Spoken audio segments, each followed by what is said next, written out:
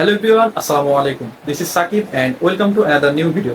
So আজকে আমরা শিখব ইংরেজিতে কখন এবং কিভাবে সামটাইমস, সামটাইম অ্যান্ড সামটাইম ব্যবহার করা হয়। সো চলুন শুরু করা যাক।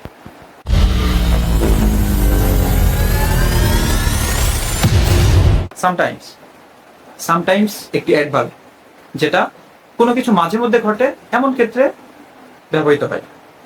আবার কোনো কিছুর ফ্রিকোয়েন্সি বোঝানোর ক্ষেত্রেও সামটাইমস ব্যবহৃত হয়।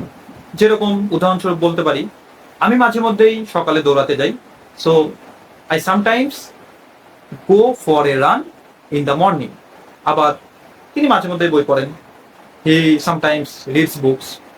সো এইসব ক্ষেত্রে সামটাইমস ব্যবহৃত হয়।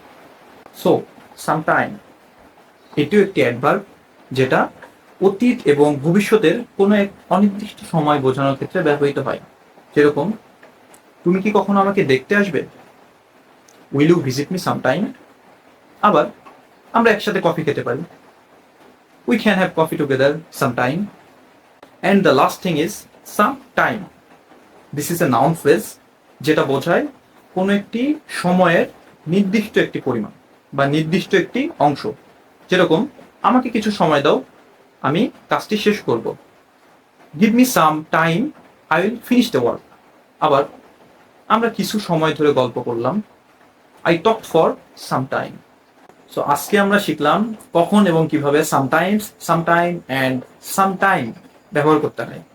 আশা করি এই ভিডিওটি থেকে আপনারা উপকৃত হবেন এবং কোনো কিছু নতুন জানার থাকলে অবশ্যই কমেন্ট করতে ভুলবেন না। আর আমাদের নতুন ভিডিও সবার আগে পেতে আমাদের ফেসবুক পেজ ফলো করতে এবং ইউটিউব চ্যানেল সাবস্ক্রাইব করতে ভুলবেন না। সাথে থাকার জন্য অনেক ধন্যবাদ। সবাই ভালো থাকবেন এবং সুস্থ থাকবেন। দেখা হবে পরবর্তী কোনো ভিডিওতে।